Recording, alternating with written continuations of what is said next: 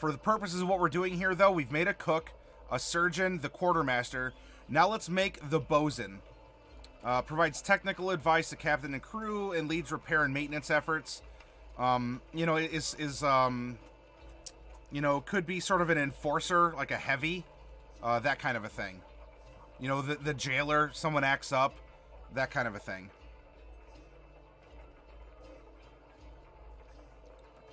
I have not Mo guns. And your best universe is D&D, or best rules maybe? I do like Dungeons and Dragons a lot. Is it the best? That's difficult to answer, Fano, because every role-playing system, if it's done very well, draws you in, and it puts you in that environment. I have played a lot more Dungeons and Dragons than other RPGs. I suppose it is fair to say that I enjoy D&D more, but that doesn't mean that Vampire or Eclipse Phase or Made RPG or things like that are bad systems, or that I can't enjoy playing them, because I think that I can enjoy playing them, and it's just the opportunity to run them or to play in them is more limited than Dungeons and Dragons, or even something like Vampire that's a lot more popular. I hope that makes sense. Yeah, Bosun's generally the ranking NCA. So this would be, right, you'd have the captain of this elite squad, you know, giving orders. The first mate would be what is it sergeant, lieutenant, or lieutenant and sergeant? Yeah, Technotron, I definitely agree. I still want to run historical games of D&D from the 70s. Oh, so the old modules? I'm sure you could find folks that want a dungeon crawl in the old systems, Ivalon. So Azrael, I'd want to find a land, like an army, marine, whatever equivalent of a bosun for this kind of elite strike force for a land-based military unit. But for the inspiration, I'm going to copy this naval rank, or this concept, so that we can make some decisions about her personality based on that.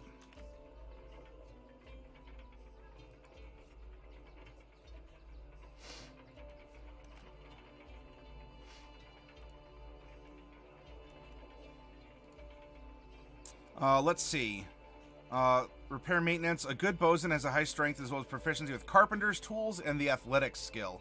So let's go athletics and proficiency with carpenter's tools. There we go. We're not going to need that anymore. Now let's roll a percentile and figure out if we have a female character, a male character, or another multi-class character. 85.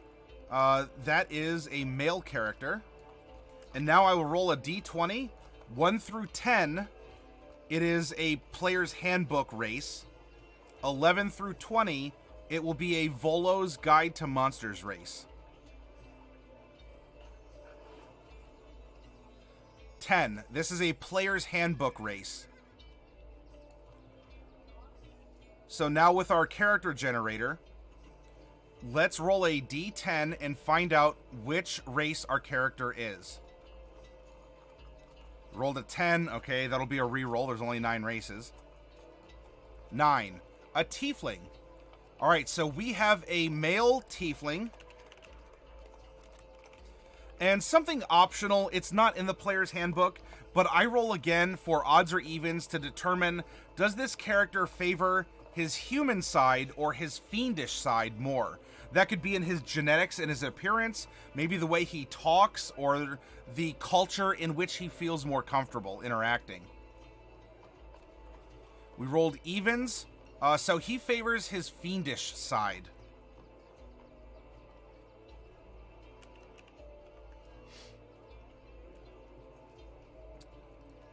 His alignment is 2119. He is a lawful He is a lawful good character, medium-sized. We're going to generate him at level 14. And now let's determine if any of his ability score improvements at level 4, 8, and 12 are going to be replaced by taking a feat.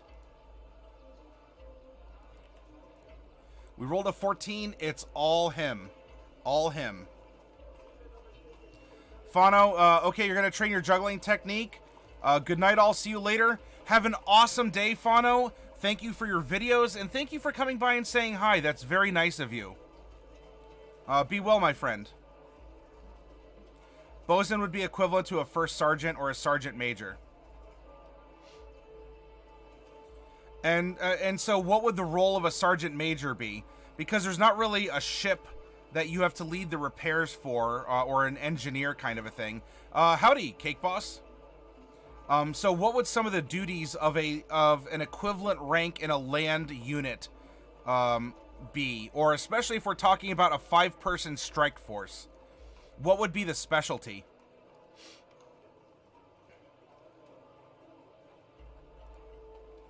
Now let's generate a 13-sided die and come up with his background.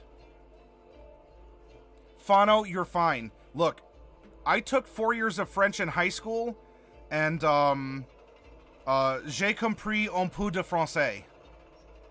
My French is very bad. And so I appreciate the fact that you're here and you are using a second language to communicate. Even if it's bad, if it's quote-unquote bad, I appreciate the effort and you coming here and still talking to us. Have an excellent day. Bon chance, mon ami.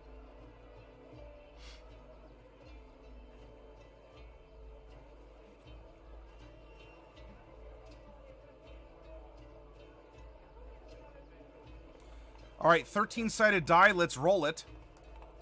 We rolled a 7. A Hermit. Now, the Player's Handbook offers 8 different types of hermitage that you could have undergone before returning back to civilization.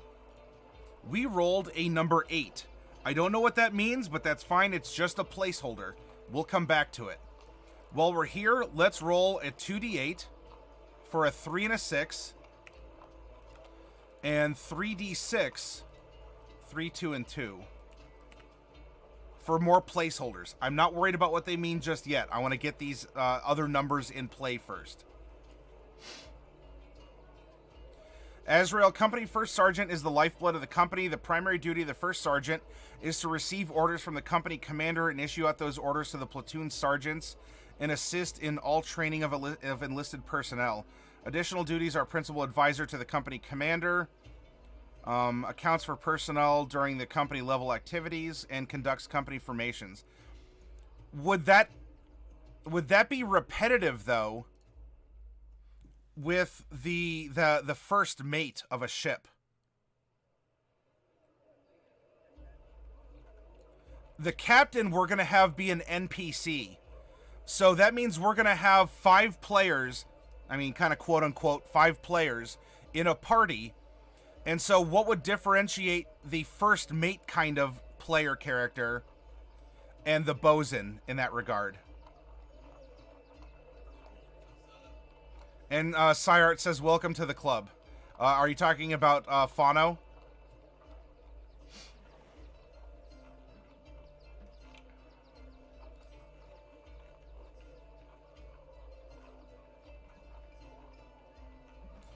All right, so now that we have that, we know that we're a Tiefling. We know that we're an Arcanist. Or not, that's Final Fantasy XIV. We are an Artificer. Yup, says Cyart. Cyart, what is your native language? If you don't mind my asking, you don't have to divulge personal information. None of you ever have to on this channel. I ask questions, you know, to be friendly, to try and learn more about you. To have fun and learn more about the world and to interact, but you never have to give up personal details.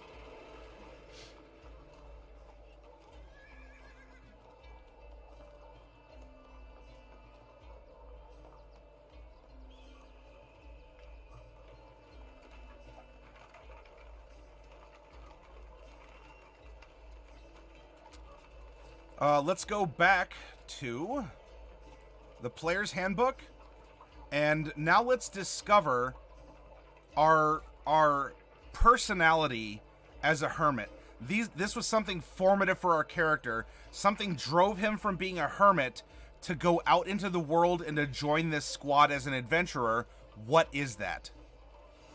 So let's go back a little bit. There's Hermit.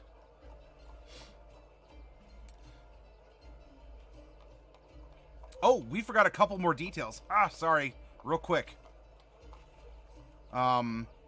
It's physical stats, so real quick, Tiefling start at 4 feet 9 inches tall. We're gonna add 2d8 inches, so 9 inches. 4 feet 18 inches is 5 feet 6 inches tall. We're gonna take that same number, that same 9, and multiply it by 2d4 pounds. 9 times 4, so we're adding 36 pounds, so 146 pounds is our character, standing at 5'6". And lastly, let's find out how old he is. Oh, wow, 96. This is an ancient. This is an ancient tiefling. This is definitely his last march, his last huzzah. Maybe he's come out of retirement in order to lead this squad on one last glory. This is why I include a character's age. It can add so much to a story. For a tiefling, we're in our 80s. We're in our 80s and above. And so let's just roll a d4, right? Probably, maybe 2d4. 4. He is ancient and 84 years old.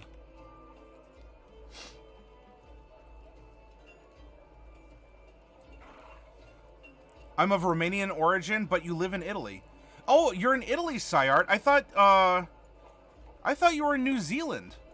For some reason. I know XCat is, but I could have sworn that you lived in New Zealand also. With a couple of the others. Well then, molto bene! Boy, I know less Italian. and even less Romanian than Italian. So, thank you for understanding me as I'm trying to talk about all this stuff, Syart. That's really awesome of you. And for all of you out there who are multilingual, know that I'm very jealous of you. Not in a bad way. You know, I don't let it upset me and ruin my day. But for those of you who can speak 2 or more languages very well, a part of me wishes that I had the time and opportunity to continue my studies. I studied French for 4 years. I studied Japanese for 3.5. And I've not really gotten to use either of those languages very much. I even, when I was younger, I went to an advanced school. They even had, they were teaching German in 2nd grade.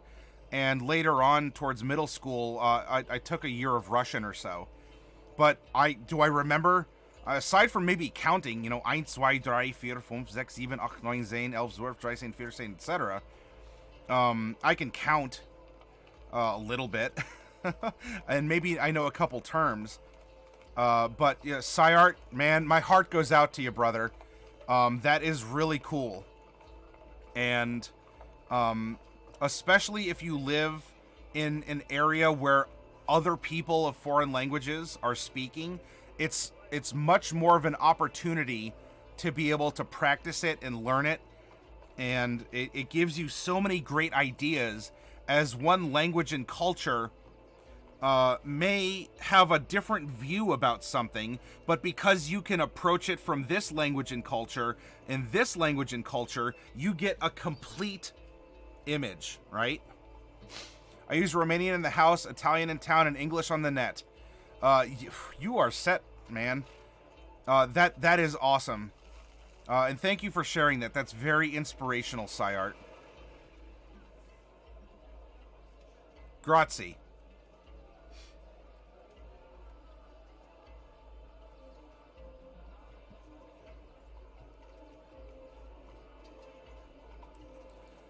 One who speaks 3 languages, trilingual. One who speaks 2 is bilingual. One who speaks 1 language, American. Ah, oh, and by the way, Azrael, I saw the clarification.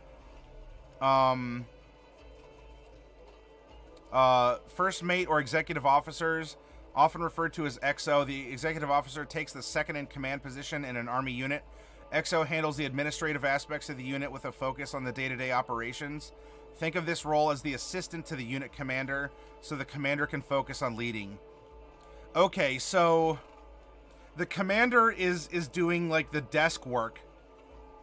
The XO or the executive officer is carrying it out in the field, and the sergeant is the one responsible for making sure that the follow-through or the carrying out of the acts is done properly, or that people are trained up to do the commands coming down. Is that a good summary, Azrael?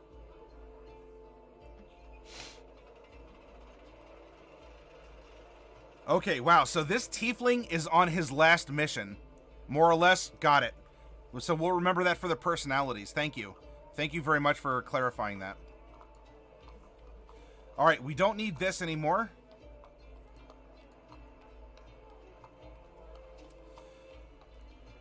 As a hermit, we are going to get proficiency in the medicine and religion skills. We are going to get tool proficiencies with an herbalism kit. We'll also get a language of our choice. So Tieflings can speak Common, Infernal, and something else. And we're going to get some starting equipment. So we'll get a scroll case with notes, a winter blanket, a set of common clothes, and an herbalism kit itself, and 5 gold pieces. Now, our life of seclusion is our origin. What kind of a hermit were we? We rolled number 8. Number 8 says, I was a pilgrim in search of a person, place, or relic of spiritual significance. Let's roll a 3-sided die and figure out which one it'll be. 2. So in this case, a place. Let's put that down here. Life of seclusion. I was a pilgrim in search of a person or of a place of spiritual significance. A shrubbery. Yeah, we could sneak in some Monty Python quotes and memes. So he's been wandering probably for a long time. He's developed some skills, obviously. Otherwise, even at this age, he wouldn't be in this military unit. What is his discovery? Discovery is such a powerful background feature. It puts you right into the middle of the story. It's a good catalyst for a story. Right? The exact nature of this revolution depends on the nature of your seclusion. It might be a great truth about the cosmos, the deities, the powerful beings of the outer planes, or the forces of nature. It could be a sight that no one has ever seen. You might have uncovered a fact that has long been forgotten, or unearthed some relic of the past that could rewrite history. It might be information that would be damaging to the people who, or consigned you to, exile, and hence the reason for your return to society. Work with your DM to determine the details of your discovery and the impact on the campaign. Yeah, something like Shangri-La, Xanadu. So he's looking for some kind of a paradise, and maybe he joined up here. Like, this is his last mission. Maybe he used to be in the army, and on one of his campaigns, he learned of this thing and he pursued it. And maybe for the longest time, he was considered AWAL, AWAL, AWAL, away without authorized leave. And it wasn't until just recently that he came back. You know, he was arrested by the army, you know, and they were going to court-martial him. And he said, look, what are you going to do? I'm old. Are you going to hang me? Are you going to shoot me for leaving? I come back to you before I die, because I am going to die soon, because I have information that can help. If this redeems my reputation before I die, then let me serve once more and take you to this place. And there we go. That could very well be an adventure prompt. Heck, it could even overlap, and this person could have found the Yuan-Ti hidden city and is going to lead them back that way, right? We can have a ton of fun with this. Yeah, what are you going to do? Shoot me? Yes, traitors get the bullet first. Oh boy, so King is making a very stern commanding officer. Old man Tiefling comes back, you know, like 50 years later after walking away from the troop. He's very bedraggled looking, kind of has that crazy eye, tells you he's seen things, can give an accounting of everything that's happened. All the things that he's learned, including the secrets of black powder and all this, and King's gonna put him down like a rabid dog.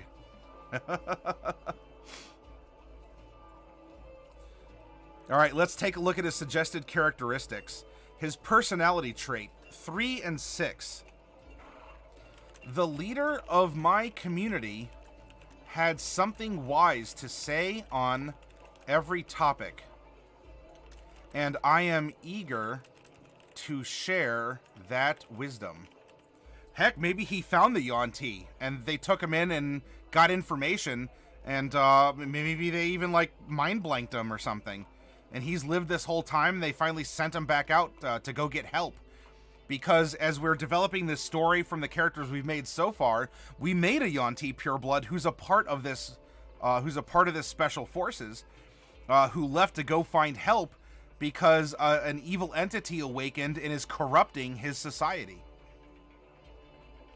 And number 6 is I connect everything that happens to me to a grand cosmic plan. His ideal is number 3.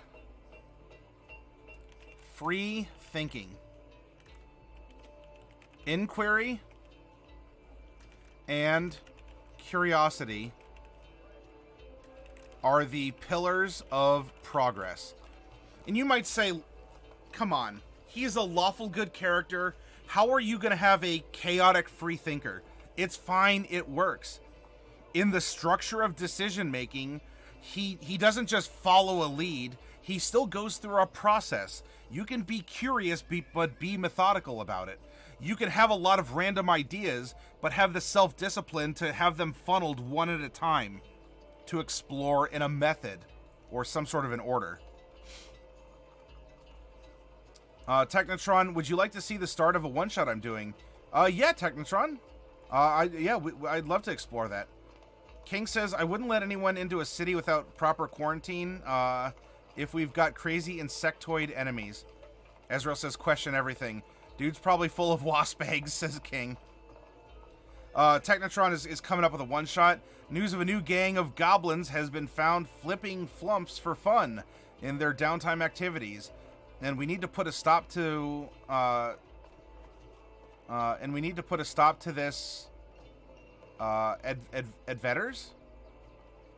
Or is that like an address? And we need to put a stop to this, adventurers. They wear a red belt around their chest and go by the name of the Red Stripes. The leader of this group is known as Lawn Dart the Mighty. She wears a helmet with a sharp point on the end and has no arms. Oh my. But don't take this lightly. This monster has been known for speeds. Has been known to have the speed of quicklings and rams with the force of a strong mule's kick, bringing her prey down. No, no, no. I get it. Technotron, like you hit an idea and you're getting it. I got you, brother.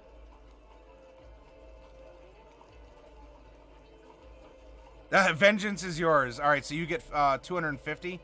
Do I have a mod in here? I do not. So add points. Azrael, the Black, 250.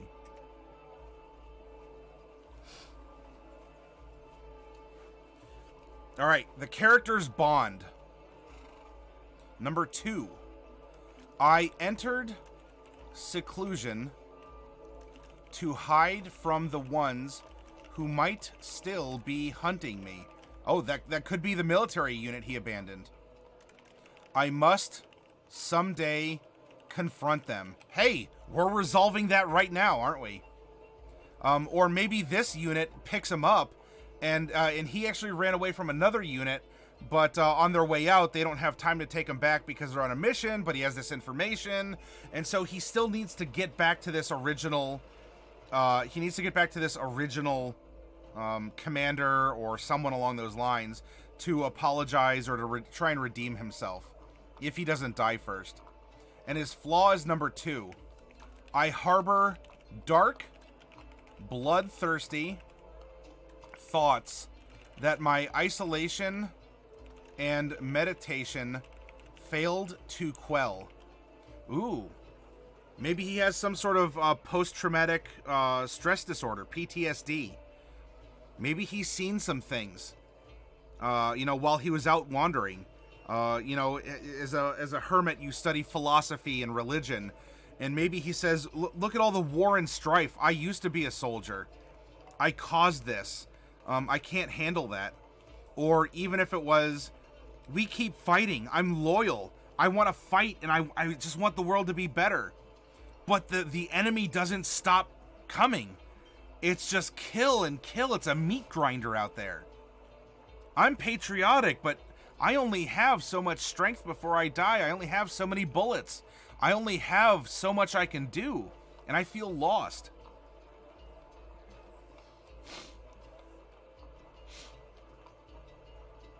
Yeah, that was a very savage elk last week, Azrael.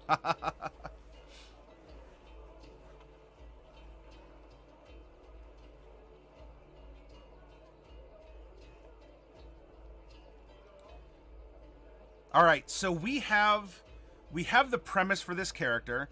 I think we have a good idea of who he is. He's this old man tiefling coming back out of the wilds, and he's sent out on his probably his last mission ever. Kind of old Snake from MGS4. Maybe he has I don't know. Does he have a strength suit? As an artificer, you can have a strength suit. It's in your bracers, but you get the idea. King has disadvantage, an 8 and a 1. So King sees a treant pair and promptly imitates a skeleton by throwing himself on his sword. And I guess the treants just walk past like, oh, it's a dead person. Eh.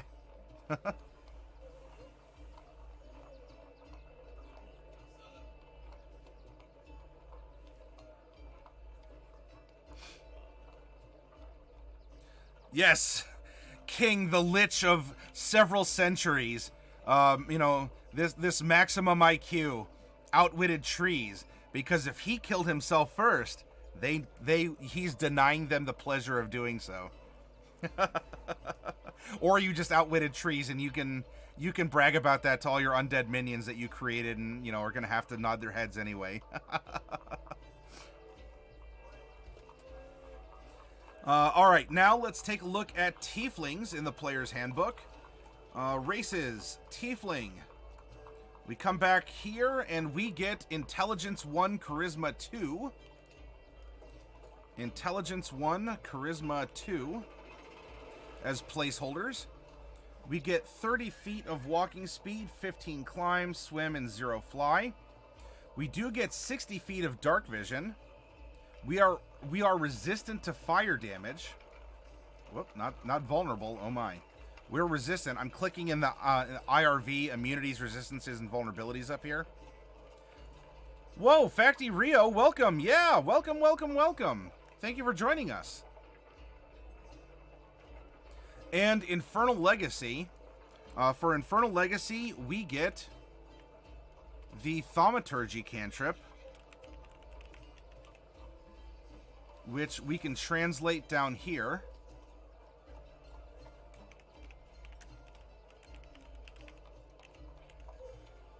And because we are definitely going to be we're generating a level 14 character, so we're going to get through the other levels of unlocking these racial spells.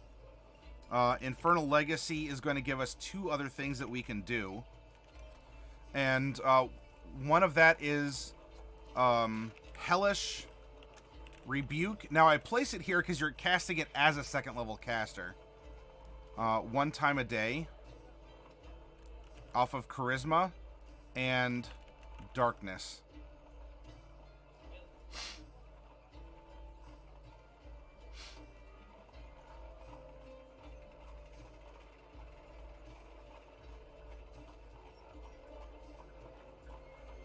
And so the mighty oak stumbled forward, his slow-thinking wood brain eager to be outwitted by me.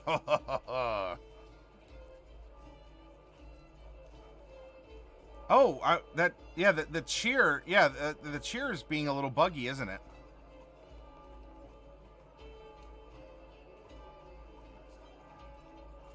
Is it exclamation point or is it a slash for a command? Is it slash cheer?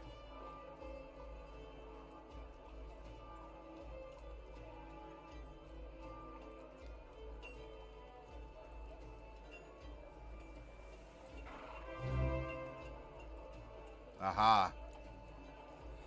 Well, I guess I'll just have to clean that up. Thank you very much, Azrael. And I'll get those bits taken care of.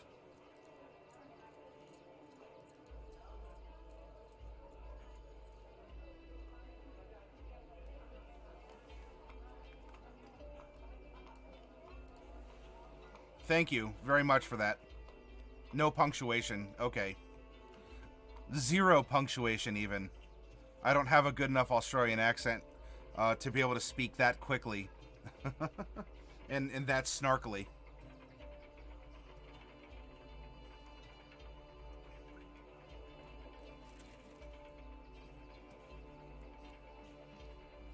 And we already have our languages, so that's what we get for being a Tiefling. Now let's go over to Artificer. Come back up this way. We are a D8 hit die class, and we're level 14, so we have 14 D8 hit die available to us. We have proficiency with light, medium armor, as well as shields. Weapons, simple, hand crossbows, and heavy crossbows. Tinker's tools and Thieves' tools. And you do get one other of your choice, so I'm going to have that be the Carpenter's tools, because we're making this special exception by introducing tools by way of that ships in the seas. We're making these officer characters to make an elite strike force.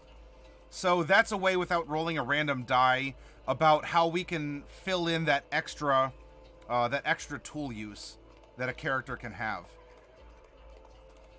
Our saving throws are Constitution and Intelligence. And then we get to choose 2 skills from Arcana, History, Investigation, etc., so forth. Let's look at his personality here. Had something wise to say on every topic, and he's an oldster himself.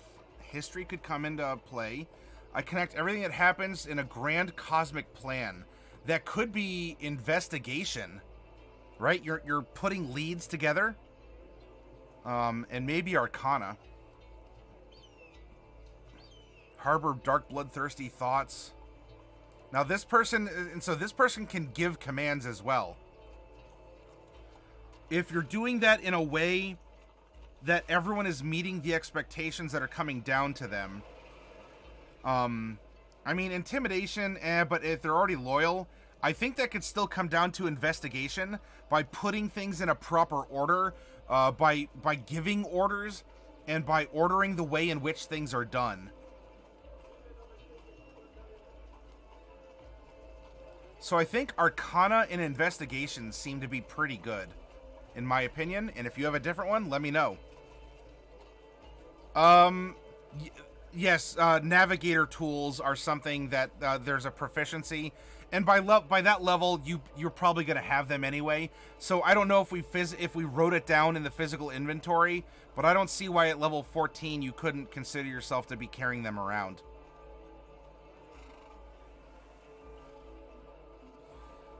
Equipment, any 2 simple weapons and a light crossbow. So someone like this, he's lived all his life out in the wilds. Probably a dagger and a spear.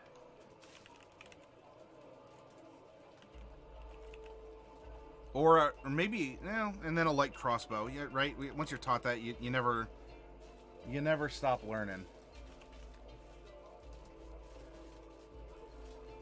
Then we'll get Thieves' Tools.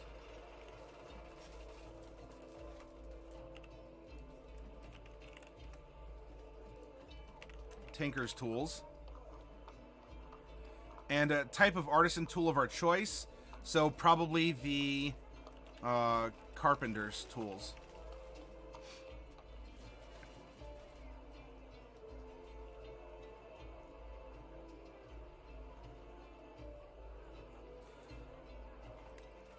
Our race, we already have what we got there.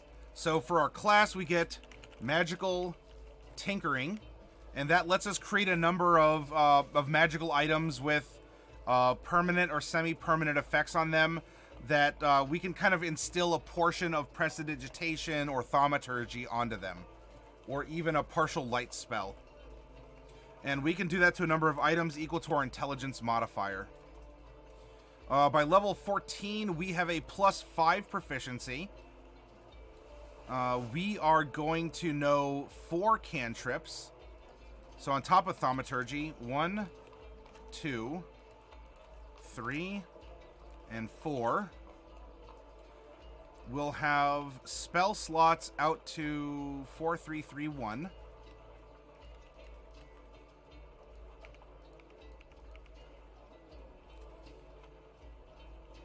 We'll get infusions. And because this is going to be the same as the other artificers, I'm going to copy this over.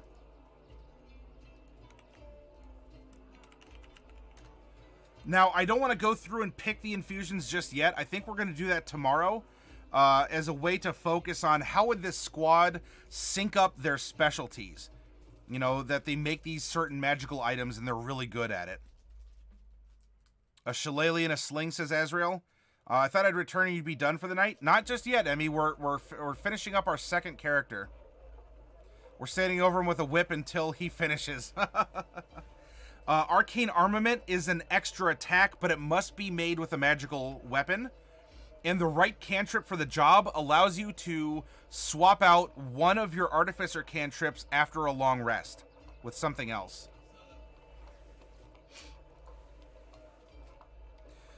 We are a half caster, but we also get ritual casting.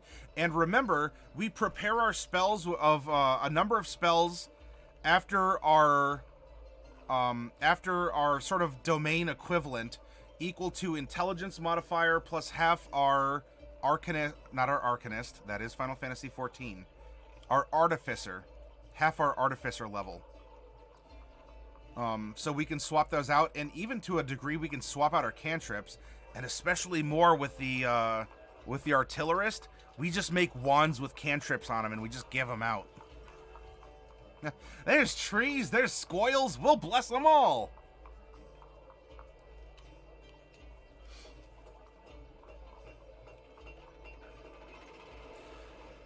At 3rd level, we get tool expertise, and we now are an expert in all of the crafting tools that we have. Pretty nice, huh? Kind of, you can. We'll get our 3 ASIs. There's our Arcane Armament and Right Cantrip, okay. So we're skipping over Alchemist because we are going to be making an Artillerist. We're going to have some tools of the trade.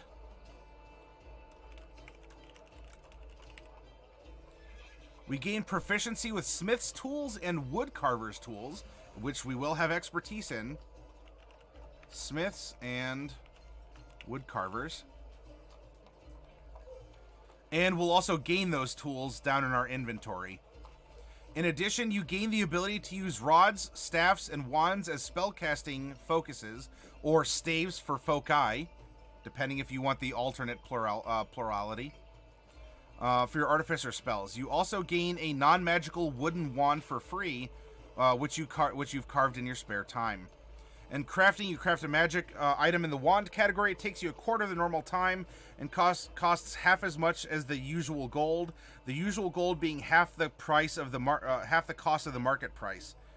So when it boils down to it, take a look at an item in the DMG, and you can make it ultimately for 1/4 the time and 1/4 the gold. It'll be New Year's Eve, yeah, with all the fun and sparklers.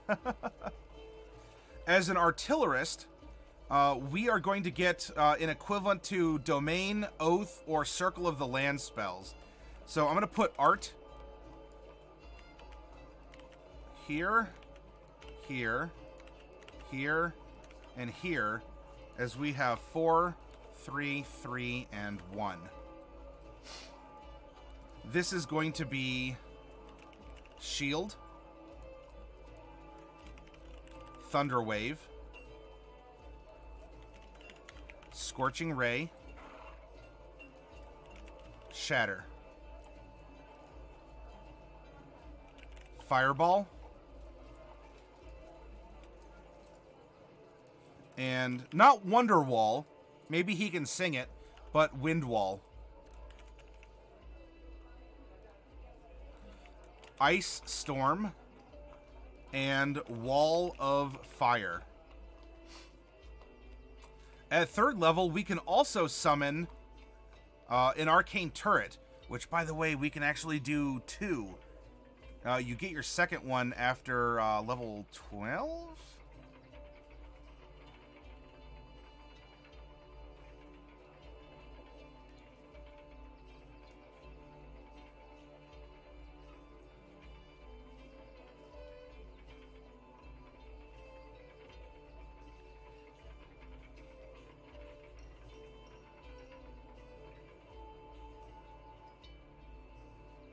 I'm sorry, level 14 we'll get our second one. Alright, so we are going to get to summon an Arcane Turret. It can manifest in one of 3 ways. We want to call it something.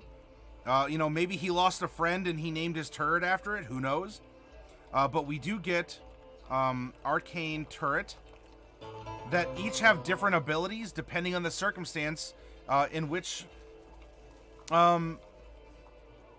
Hamadazes? Did I pronounce that correctly? Welcome and thank you for the follow.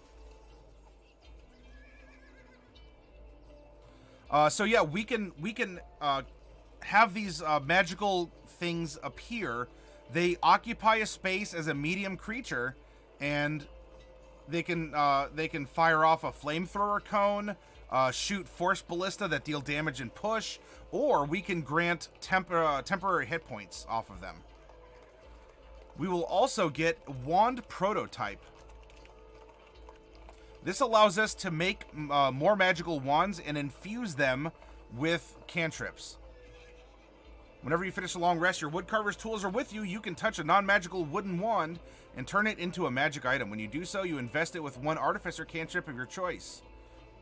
As an action, you can cause the magic wand to produce the cantrip using your spellcasting ability modifier. The wand uses... So... you can label your wands of, Mage Hand or whatever else is there. And you have so many cantrips. So many. And then at level 14, and also as you reach 14th level of this class, you can invest the wand with 2 cantrips at the end of a long rest. We're even more efficient. Oh, I want Mage Hand and and Ray of Frost. And you just select which firing method you want out of the wand.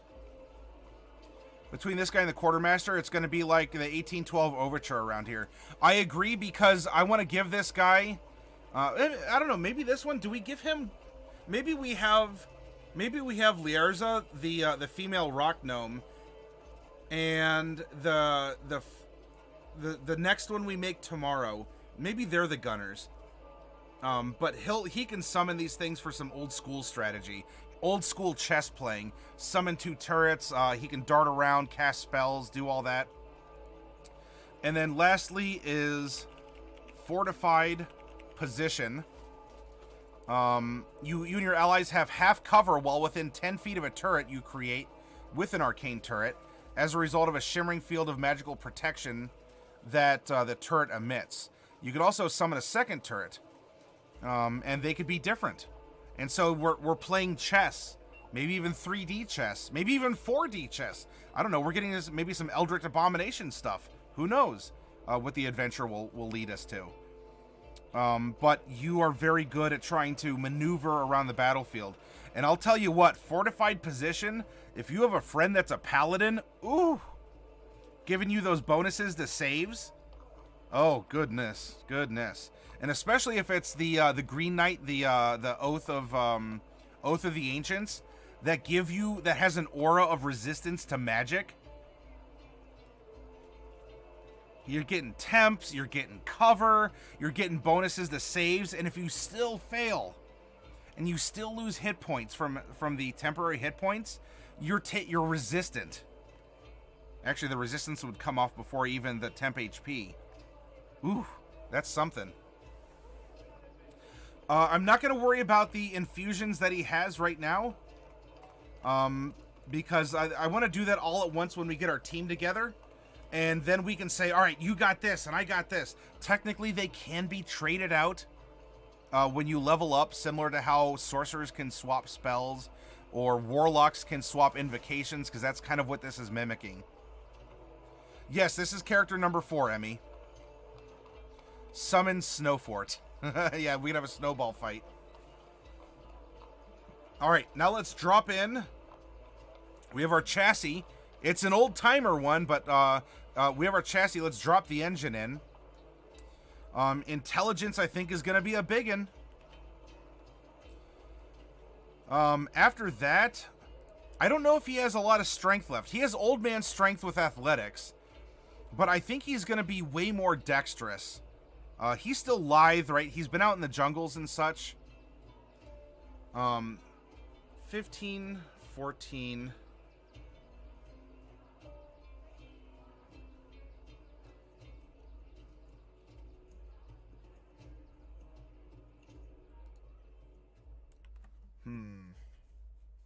He's seen some things, right? He's looking for this lost city. Free thinking, inquiry, and curiosity. Well, that's intelligence in there. Enter seclusion to hide from the ones who might still be hunting me. He's someone... Yeah, he has to be charismatic. He's giving out orders. 15, 14, 13.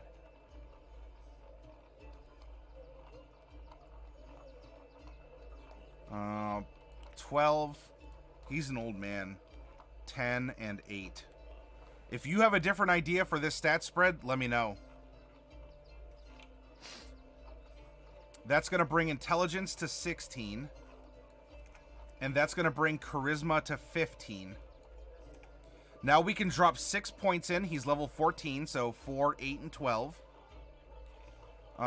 Let's round up our charisma and put our extra 1 in strength. That's never a bad thing because your strength score provides a mechanical benefit. And maybe he's super intelligence, right? Let's give him max intelligence. 20 intelligence. He's learned. He's been on this pilgrimage. He's traveled. He's done so much. So strength is minus 1. Again, we can always put him in an old snake suit, like from MGS4, because you can make, through your infusions, a gauntlet of ogre strength. 2, 0, 5, 1, and 3. So this is going to be a -1 for a saving throw, but a +4 for athletics. 2 down the line for dex. Constitution is 0. Intelligence is going to be 10 and 5 for the non-proficient. Medicine is going to be 6 with 1 for everything else. And charisma is 3 down the line. Why did you choose to have such high charisma? I personally always put at least 12 in con, but that's just you. High charisma because he is, in naval terms, we made him into a bosun using the rankings of officers on a ship from the ships in sea, Unearthed Arcana. You know, his job is to help execute orders. And so to have such a high charisma, and especially to get around the fact that the story, as we were telling it, indicates he might have abandoned his post or his squad at some point in time, and now he comes back as this 84-year-old tiefling. Like, he's gonna die soon of old age, if not something else. But he's got that wild look, and he tells you, I found it. I'll redeem myself, or, you know, shoot me after, but let's go to the hidden city. And he has such a high charisma to avoid being court-martialed, or to work his way back into the squad, or to just be able to give orders and to be taken seriously, despite his bedraggled nature. And as for a 10 con, he's going to have a decent AC, and he is also 84, so having a character with a 0 con, you know, it seems reasonable. Because he can put that to use elsewhere. But Facty, those are very good questions. And you know what? This version of the character, you may very well have put a 12 into con. That's perfectly fine. He's got to be a leading man and persuading them. I missed that. No, that's fine, Facty. No, there's no ill will at all. Alright, our initiative is a +2, as that's a dex check. Our passive perception is going to be 11, as that's 10 plus our perception modifier. Our current hit points, we get 8 at first level, then our remaining 13 of our 14 levels is going to be half +1 of our d8 hit die. Then for all of our levels, well, it'd be all 14 times 0 is 0, so this is where it's going to be. We have 75 plus 8. He has 83 hit points at level 14. If he's attacking with his spells, this old man is sharp-tongued. Look at that, a +10 to attack and an 18 to save against his spell effects. We can carry that forward now. Spellcasting is int. +10. 18 to save. We are casting as an Arcanist.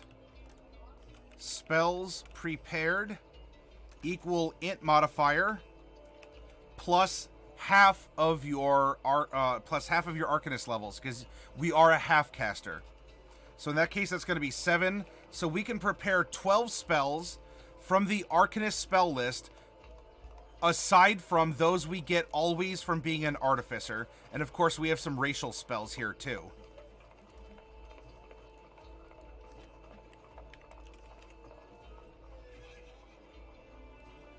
We can infuse a number of items. Oh, I forgot to write that down. We can infuse a number of items equal to... We know 6. We can infuse 4.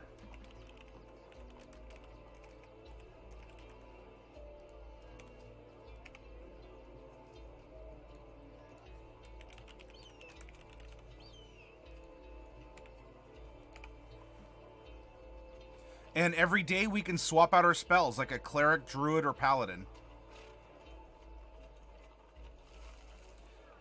So all he needs is a name for this ancient Artificer, Artillerist.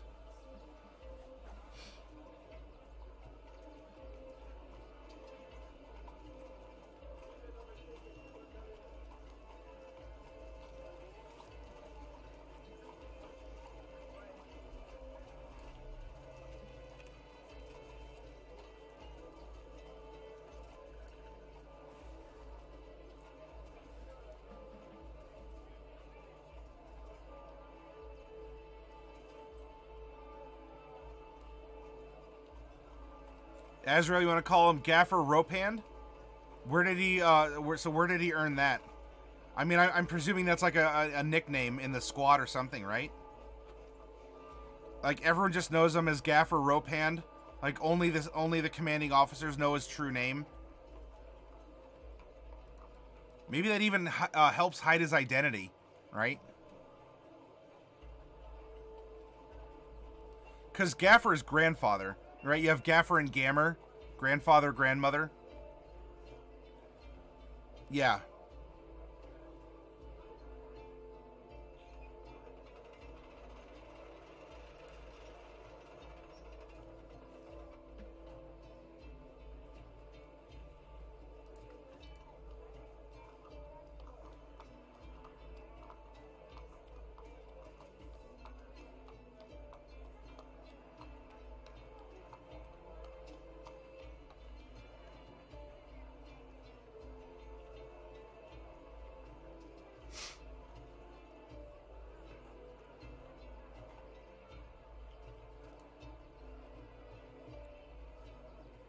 Troops would call him anything but Bosun. Gotcha.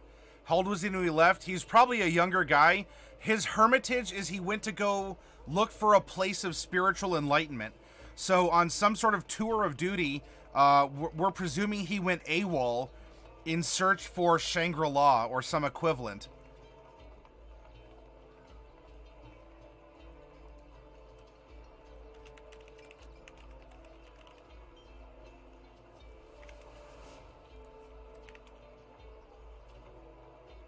Okay. I think that works, Azrael.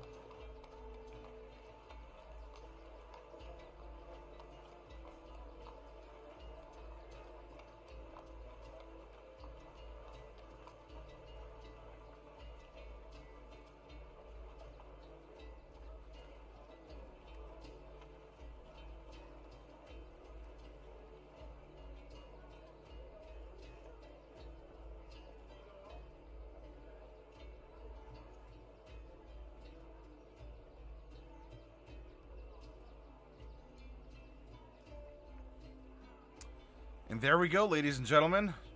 I think we have a pretty good fourth character.